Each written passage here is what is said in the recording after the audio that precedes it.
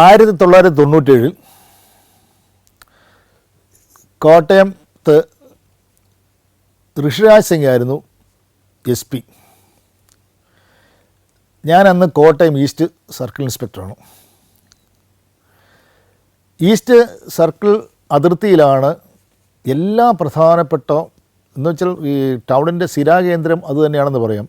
Collectorate, അതുപോലെ തന്നെ ജില്ലാ പോലീസ് മേധാവിയുടെ ഓഫീസുകൾ, അവരുടെ റെസിഡൻസുകൾ,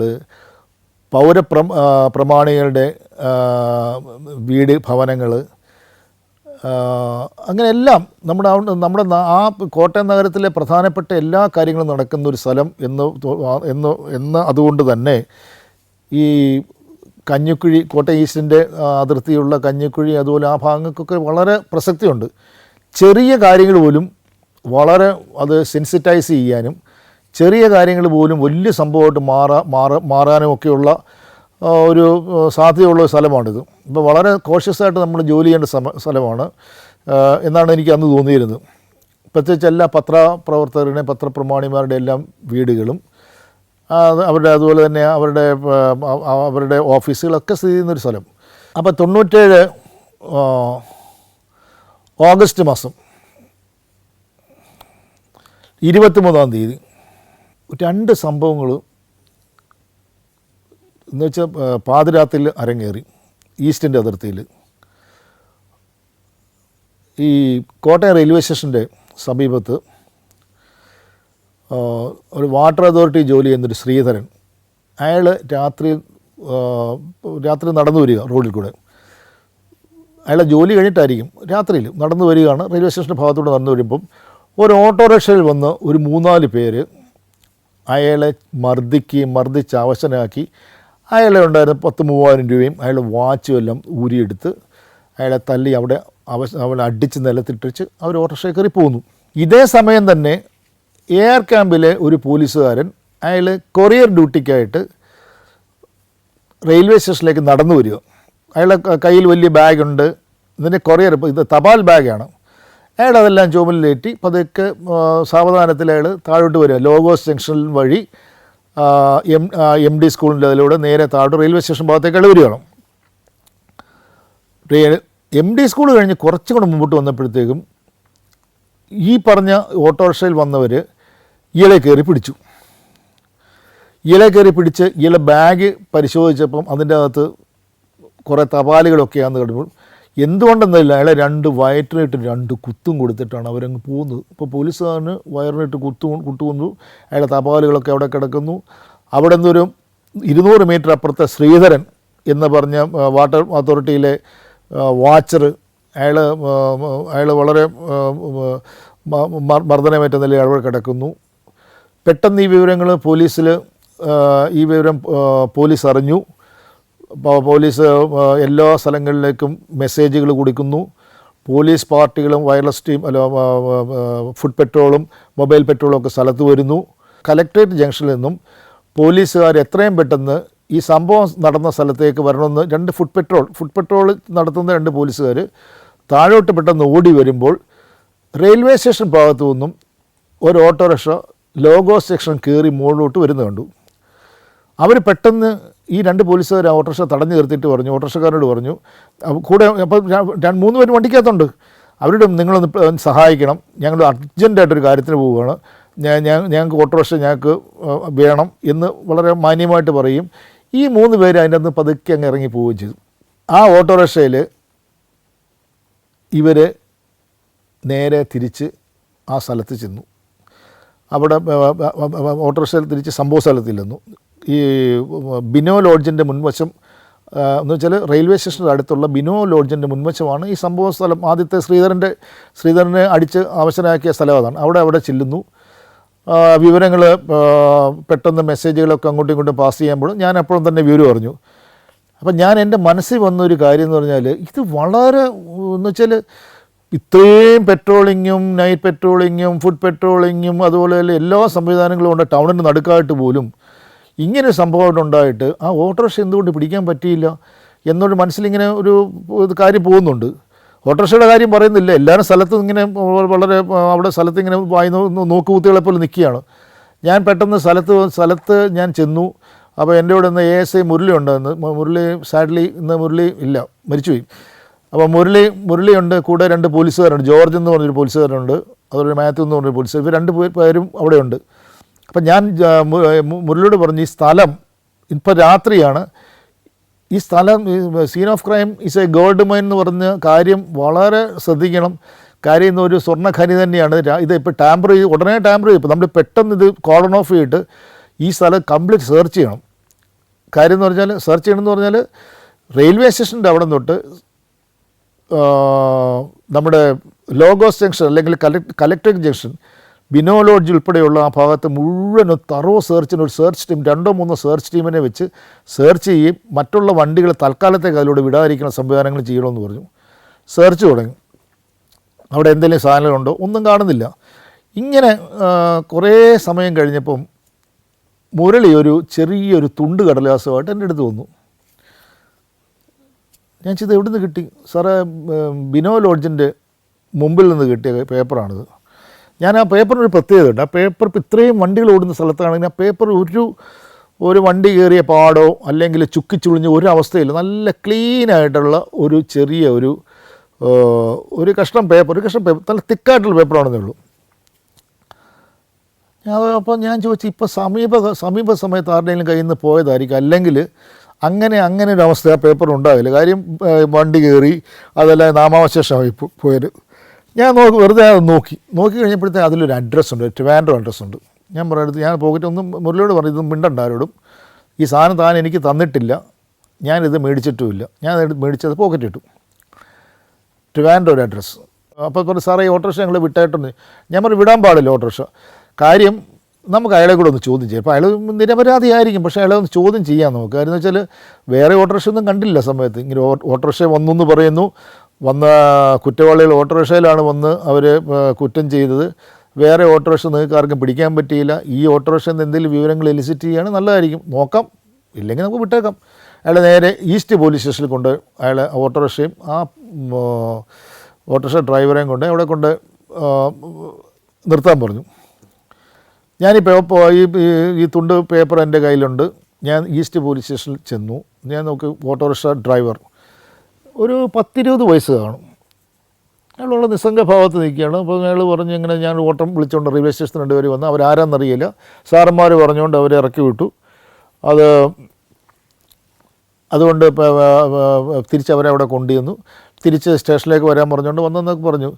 പക്ഷെ എന്തോ അതിനകത്തൊരു കല്ലുകടി പോലെ ഉള്ളതെന്ന് തോന്നി. ചിലപ്പോൾ ഞാൻ വിചാരിച്ചു എനിക്ക് തോന്നിയായിരിക്കും, അതല്ല അവരെ നിൽക്കട്ടെ അവിടെ. ഞാൻ ASI മുരളിയോട് പറഞ്ഞു, മുരളി, നിങ്ങളൊരു കാര്യം ചെയ്യണം, നിങ്ങൾ 2-3 പോലീസുകാരെ സംഘടിപ്പിക്കണം. നിങ്ങൾ ട്രിവാൻഡ്രത്തിന് ഇന്ന് രാത്രിയിൽ അല്ലെങ്കിൽ ഇന്ന് വെളുപ്പിന് മുമ്പ്, നേരം വെളുക്കുന്നതിന് മുമ്പ് ട്രിവാൻഡ്രത്തേക്ക് നിങ്ങൾ തിരിക്കണം. അപ്പോൾ എപ്പോഴും ഒരു ഇതുണ്ടല്ലോ അതിനകത്ത്. അപ്പോൾ സാറേ നാളെ പോയപ്പോൾ ഞാൻ പറഞ്ഞു, നാളെ പോരാ, നിങ്ങൾ ഒരു കാര്യം ചെയ്യും, നിങ്ങൾ റെസ്റ്റ് എടുത്തിട്ട് ഒരു 4 മണി 4:30 ആകുമ്പോഴെങ്കിലും ഇവിടുന്ന് പോകണം ട്രിവാൻഡ്രത്തിന്. ഏതായാലും അപ്പോൾ ഞാൻ പറഞ്ഞു, ഇപ്പോൾ എന്തിനാണ് പോകുന്നത് ഈ പോലീസ്? നമുക്കൊരു ഞാൻ എപ്പോഴും ചെയ്യുന്നൊരു കാര്യമുണ്ട്, 100 നിർദ്ദേശങ്ങൾ കൊടുക്കുന്നതിനേക്കാൾ നല്ലത് ഇവരുടെ എല്ലാ കയ്യിലൊരു നോട്ട്ബുക്ക് പോലത്തെ ചെറിയൊരു നോട്ട് പാഡ് വെച്ചേക്കാൻ പറയും. നിങ്ങൾ തിരുവനന്തപുരത്ത് ചെന്നെത്തിയാൽ എന്തൊക്കെ ചെയ്യണം, അപ്പോൾ എഴുതിയെടുക്കാൻ പറയും. അവിടെ ഈ വീട് കണ്ടുപിടിക്കുക, നമ്മൾ ഈ വീട് കണ്ടുപിടിച്ച് നമ്മളവിടെ അതിൻ്റെ അകത്ത് കയറി പരിശോധിക്കുകയാണെങ്കിൽ നമുക്ക് ഫലപ്രദമായ ഒന്നും കിട്ടിയില്ലെങ്കിൽ നമ്മളവരോട് സോറി പറയുക, ഞങ്ങൾ ഇങ്ങനെ ഒരു കാര്യത്തിന് വേണ്ടി വന്ന ടീമാണ്, ഞങ്ങളോട് സഹകരിക്കണം, നിങ്ങൾക്ക് എന്തെങ്കിലും ബുദ്ധിമുട്ടുണ്ടെങ്കിൽ ക്ഷമ ചോദിക്കുന്നതൊക്കെ നല്ല ഭാഷയിലൊക്കെ പറഞ്ഞ് നമ്മളവിടെ പോവുകയോ ഒരു പരാതി നമ്മുടെ ഇവർ ചെയ്യുകയില്ല. ഇങ്ങനെ പല ഇൻസ്റ്റൻസ് കൊണ്ട് അപ്പോൾ ഞാൻ തന്നെ സെലക്ട് ചെയ്ത് കൊടുക്കും. നമ്മുടെ ഈ പറഞ്ഞ നേരത്തെ നല്ല പോലീസുകാരെന്ന് പറഞ്ഞാൽ കോമൺ സെൻസ് ഉള്ള പോലീസുകാരും ഡെയറിങ് ആയിട്ടുള്ളവരും വേണം. അല്ലാതെ വെറുതെ കുറച്ച് പേര് അവിടെ പോയി നിന്നിട്ട് കാര്യമില്ല. പോലീസ് തന്നെ പെട്ടെന്ന്, അതുപോലെ തന്നെ പ്രസൻസ് ഓഫ് മൈൻഡ്, പെട്ടെന്ന് ക്വിക്കായിട്ട് ആക്ട് ചെയ്യാനൊക്കെ ഉള്ള ആ ഒരു മെൻ്റൽ മേക്കപ്പ് ഉള്ളവരില്ലെങ്കിൽ മുഴുവൻ പ്രശ്നവും. അങ്ങനെയുള്ളവരെ പെട്ടെന്ന് കുറേ പേര് ഞാൻ തന്നെ പിക്ക് ചെയ്ത്, ഈ പറഞ്ഞ ജോർജ് ഉണ്ടായിരുന്നു, മാത്യു ഉണ്ടായിരുന്നു, തമ്പി ഉണ്ടായിരുന്നു, ഇങ്ങനെ നല്ല കുറേ പോലീസുകാരൊക്കെ ഉണ്ടായിരുന്നു. അപ്പോൾ ഇവരെല്ലാം വിളിച്ച് വരുത്തിയിട്ട് ഇവരൊക്കെ എല്ലാവർക്കും ഇവരൊക്കെ എല്ലാവരെയും ബ്രീഫ് ചെയ്യും ഞാൻ ഈ പോകുന്നതിന് മുമ്പ്. ചുമ്മാ അങ്ങോട്ട് പോകാന്നുള്ളത്. നിങ്ങളുടെ ദൗത്യം ഇതാണ്, ഈ വീട് കണ്ടുപിടിക്കുക. എന്താണെങ്കിലും ആ പേപ്പർ ചുമ്മാ നോക്കുക. ആ വീടുമായിട്ട് ഒരു ബന്ധവുമില്ലായിരിക്കും. ആ വീട്ടിൽ നമുക്ക് എന്തെങ്കിലും ഗുണപ്രദമായ എന്തെങ്കിലും കാര്യം കിട്ടുമോ എന്നുള്ളതിന് വേണ്ടിയാണ് നമ്മൾ പോകുന്നത്. ഇല്ലെങ്കിൽ വേണ്ട, നിങ്ങൾ തിരിച്ചു പോരുക. പക്ഷേ നിങ്ങൾ ഓരോ കാര്യങ്ങൾ ചെയ്യുമ്പോഴും നിങ്ങൾ ആ വീട്ടിൻ്റെ അവിടെ ചെല്ലുമ്പോൾ വീട് ഐഡൻറ്റിഫൈ ചെയ്യുമ്പോൾ പറയണം, വീടിൻ്റെ അടുത്ത് ചെല്ലുമ്പോൾ പറയണം, വീടിൻ്റെ അവിടെ ചെല്ലുമ്പോൾ എങ്ങനെയാണ് നിങ്ങളവിടെ വീട് അത് എങ്ങനെയാണ് നമ്മൾ സറൗണ്ട് ചെയ്യുന്നത്, എങ്ങനെയാണ് ആദ്യം ആര് എങ്ങനെ കയറി ചോദിക്കണം. മാന്യമായിട്ട് ചോദിക്കുന്ന ഒരു ഓഫീസർ തന്നെ ആയിരിക്കും ചോദിക്കേണ്ടത്. ആ ഓഫീസർ വളരെ മാന്യമായിട്ട് ഇന്നയാളാണെന്ന് പറഞ്ഞ് സ്വയം പരിചയപ്പെടുത്തി വേണം ചെയ്യാനായിട്ട് എന്നൊക്കെ പറഞ്ഞെല്ലാം കൃത്യമായിട്ട് ഇവരെല്ലാം എഴുതിയെടുത്തിട്ടുണ്ട്. വൈകുന്നേരം അന്ന് രാവിലെ 10-10:30 മണിയായപ്പം എ.എസ്.ഐയും മുരളിയും സംഘവും ട്രിവാൻഡ്രത്ത് ചെന്നു. അന്വേഷണം തുടങ്ങി. Alaska, Romania, Austria, Slovakia, Phuket 5 രാജ്യങ്ങളിൽ നിന്നുള്ള അപൂർവ സുന്ദരമായ അനേകം കാഴ്ചകൾ ഫുൾ HD-യിലുള്ള ഈ അപൂർവ ദൃശ്യയാത്രാ വിവരണ ശേഖരം സ്വന്തമാക്കാൻ 9995444222 എന്ന നമ്പറിലേക്ക് സഞ്ചാരം എന്ന് SMS ചെയ്യൂ. ഈ വിവരങ്ങൾ ഇത്രയും കാര്യങ്ങൾ ഉണ്ടായപ്പം രാവിലെ ഒരു 8 മണിയായപ്പം ഞാൻ SP ഋഷിരാജ് സിംഗിനെ അദ്ദേഹത്തെ വിളിച്ച് ഈ വിവരങ്ങൾ പറഞ്ഞു. അത് നല്ലൊരു മനുഷ്യനാണ്, ഇത് ഒരു നല്ല മനുഷ്യനാണ്. പക്ഷേ ഇതങ്ങ് അടുത്ത ദിവസം നെക്സ്റ്റ് ഡേ രാവിലെ പത്രങ്ങളിലൊക്കെ വലിയ വാർത്തയായിട്ടാണ് വന്നിരിക്കുന്നത്. നഗരമധ്യേ 400 മീറ്ററിനുള്ളിൽ 2 കവർച്ച നടന്നു, അങ്ങനെയാണ് ഇങ്ങനെയാണെന്നൊക്കെ പറഞ്ഞ് ജനങ്ങൾ ഭീതിയിലാണ്. അതുപോലെ തന്നെ പോലീസിൻ്റെ നിഷ്ക്രിയത്വം എന്നൊക്കെ പറഞ്ഞ് ഇങ്ങനെ. അപ്പോൾ അതെല്ലാം കേട്ട് വായിച്ചെല്ലാം അസ്വസ്ഥനായിട്ട് സമയത്താണ് ഞാൻ വിളിക്കുന്നത്. അപ്പോൾ ഞാൻ വിളിച്ചപ്പം എൻ്റെ അടുത്ത് എന്നെ ദേഷ്യപ്പെട്ടൊന്നുമില്ല. എൻ്റെ അടുത്ത് പറഞ്ഞു, ഞാൻ ഇങ്ങനെ മോഷണങ്ങൾ ഇവിടെ ഇങ്ങനെ നടക്കുന്നു, പിന്നെ അതുപോലെ തന്നെ എൻ്റെ ക്വാർട്ടേഴ്സിൻ്റെ അവിടെ ഇങ്ങനെ പല മോഷണങ്ങൾ നടക്കാൻ തുടങ്ങി, അതിൻ്റെ അപ്പുറത്തൊക്കെ നടക്കുന്നു. ഞാനൊരു കാര്യം ആലോചിക്കുക, പോലീസ് ക്ലബിലേക്ക് താമസം മാറ്റിയാലോ കുറച്ച് ദിവസത്തേക്ക്. എൻ്റെ ജീവിതത്തിൽ ഇതുപോലൊരു ഞാനൊരു വലിയൊരു പരാജയമാണോ എന്നെനിക്ക് സംശയം തോന്നി ആദ്യ നിമിഷമായിരുന്നു. കാര്യം ഒരു SP അദ്ദേഹത്തിന് യാതൊരു സുരക്ഷിതത്വം ഇല്ലെന്ന് സ്വയം ബോധ്യമായി പോലീസ് ക്ലബിലേക്ക് സ്ഥലം മാറാനായിട്ട് തയ്യാറെടുക്കുകയാണ്. ഞാൻ പറഞ്ഞു, സാറിനെ എനിക്ക് നേരിട്ടൊന്ന് കണ്ടാൽ കൊള്ളാം. ശരിയെന്ന് പറഞ്ഞു. അപ്പോഴും വഴക്ക് വളരെ സൗമ്യനായിട്ടായിരിക്കുന്നു. ഞാൻ പറഞ്ഞു, സാർ ഇത് എൻ്റെ ഒരു ജീവിതത്തിൽ എനിക്കിങ്ങനെ ഒരു അവസ്ഥ ഇതുവരെ ഉണ്ടായിട്ടില്ല. സാറിങ്ങനെ പറഞ്ഞത് ഭയങ്കര വലിയൊരു എനിക്ക് എന്താ പറയേണ്ടതെന്ന് എനിക്കറിയാമില്ല. എൻ്റെ മനസ്സിൽ വലിയൊരു ആഘാതം ഉണ്ടാക്കിയിരിക്കുകയാണ്. ഞാൻ ഇതൊരു ചലഞ്ചായിട്ട് എടുത്തിരിക്കുകയാണ്. ഈ കേസ് 3 ദിവസം എന്താണെന്ന് എനിക്കറിയില്ല, 3 ദിവസം ഞാനിത് പിടിച്ചിരിക്കും. എന്തുറപ്പിലാണ് ഞാൻ പറയുന്നതൊന്നും എനിക്കറിയില്ല. ശരി എന്ന് പറഞ്ഞു. ഏതായാലും SP പോലീസ് ക്ലബിലേക്ക് താമസം മാറ്റിയില്ല. ഇതേ സമയം മുരളിയും സംഘവും തിരുവനന്തപുരത്ത് ആ വീട് അന്വേഷിച്ച് നടക്കുകയാണ്. അവർക്ക് അന്ന് അടുത്ത ദിവസം സംഭവം ഉണ്ടായിരുന്ന നെക്സ്റ്റ് ഡേ രാവിലെ ഒരു ഉച്ചയാകുമ്പോഴത്തേക്ക് അവർക്ക് ആ വീട് ലൊക്കേറ്റ് ചെയ്യാൻ സാധിച്ചു. അയാൾ എന്നെ വിളിച്ച്, ഞാൻ പറയും എപ്പോഴും എന്നെ വിളിച്ച് അറിയിച്ചുകൊണ്ടിരിക്കും കാര്യങ്ങൾ. അന്ന് ഈ മൊബൈലൊന്നും ഇത്ര പ്രചാരത്തിലായില്ലെങ്കിലും അന്ന് ചില മൊബൈലുകളുണ്ട്. നമുക്ക് ആ മൊബൈലുകളെന്ന് വെച്ചാൽ ഇന്ന് കേൾക്കുമ്പോൾ ഇന്നത്തെ കുട്ടികൾക്ക് രസകരമാണ്. നമ്മൾ പൈസ വിളിക്കുന്നവനും കൊടുക്കണം, പൈസ നമ്മൾ റിസീവ് ചെയ്യുന്നവനും കൊടുക്കണം. അങ്ങനത്തെ ഒരു മൊബൈൽ മുരളിയുടെ ഉണ്ടായിരുന്നു. എൽക്കാറ്റൽ എന്ന് കണ്ട ഒരു കമ്പനിയുടെ വന്നിരിക്കുന്നു. അപ്പോൾ അത് വെച്ച് പെട്ടെന്ന് നിർത്തും വിളിച്ചു കഴിഞ്ഞാൽ. അപ്പം വിളിച്ചിട്ട് ഞാൻ പറഞ്ഞു, മുരളി വീട് കണ്ടെത്തി. ആ ശരി എന്ന് പറഞ്ഞു. അപ്പോൾ ഞാൻ പറഞ്ഞു, വീട് കണ്ടെത്തി, നിങ്ങളിപ്പോൾ അങ്ങോട്ട് പോകണ്ട, രാത്രി പോയാൽ മതി.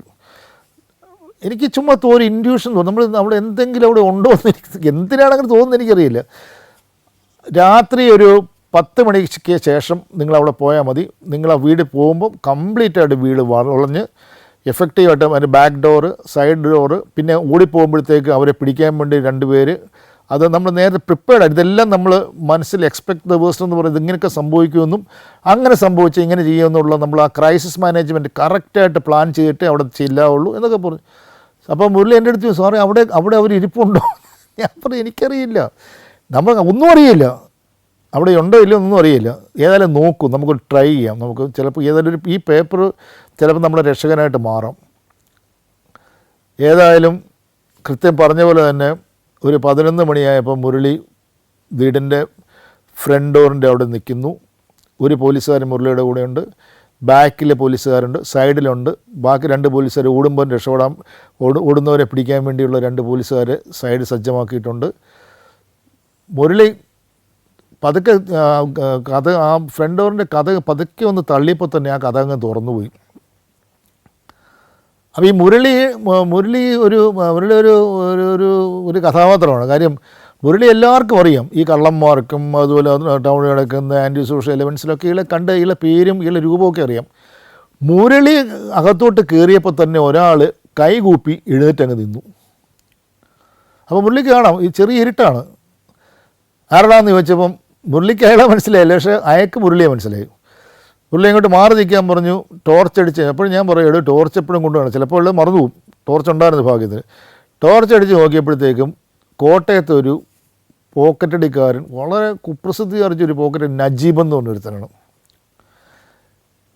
അയാൾ ഒന്നും റെസിസ്റ്റ് ചെയ്യുന്നില്ല. അപ്പോഴേ 2 പോലീസ് വന്ന് അയാൾ തന്നെ വിലങ്ങ് വെച്ച് കഴിഞ്ഞു. ഒരു കൂടെ ഇപ്പം കണ്ട് എത്തിയപ്പോഴത്തേക്കും പിന്നെ കൂടുതൽ സംസാരമൊന്നുമില്ല. തൊട്ടടുത്ത് വേർത്തും കൂടെ നിൽക്കുന്നത് കണ്ടപ്പോഴത്തേക്ക് അപ്പോഴാണ് എല്ലാവർക്കും ഒരു സമാധാനമായത്. അയാൾ ഇതുപോലെ പ്രകാശം എന്ന് വിളിക്കുന്ന ഒരുത്തനുണ്ട്, ഒരു ടൗണിൽ ഒരു ആൻറ്റി സോഷ്യൽ എലമെൻ്റാണ്, കോട്ടയം ടൗണിൽ മുട്ടപ്രകാശ് എന്ന്. അവന് ഇപ്പോൾ പറഞ്ഞ പോലെ എല്ലാവിധ ദുർഗുണങ്ങളുണ്ട്. അതുപോലെ മോഷണമുണ്ട്, പിടിച്ചുപറിയുണ്ട്, പോക്കറ്റടിയുണ്ട്. മുട്ടപ്രകാശ് അവനെയും പരിചയമുള്ളവൻ, ഒരു വീട്ടിൽ തന്നെ ഒരു മുറിക്കകത്ത്. പിന്നെയുള്ള 2 ചെറുകിട ഈ ചെറിയ ഇതിൽ ഈ മോഷണങ്ങൾ, ബസ്സേ കയറി ഇത് പോക്കറ്റ് അടിക്കാൻ ശ്രമിച്ചിട്ട് പോലീസിൻ്റെ പിടി വീഴുന്ന. അപ്പോൾ അവർ 2 ബിനു എന്നും പറഞ്ഞ് ജോൺ എന്ന് പറഞ്ഞ് 2 പേരുണ്ട്, ജോബിൻ.